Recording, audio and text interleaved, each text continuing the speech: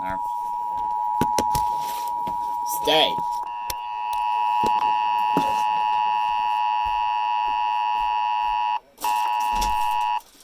The National Weather Service in Charleston, West Virginia has issued a severe thunderstorm warning for southern Raleigh County in southeastern West Virginia, central Wyoming County in southern West Virginia, until 7:15 p.m. Eastern Daylight Time.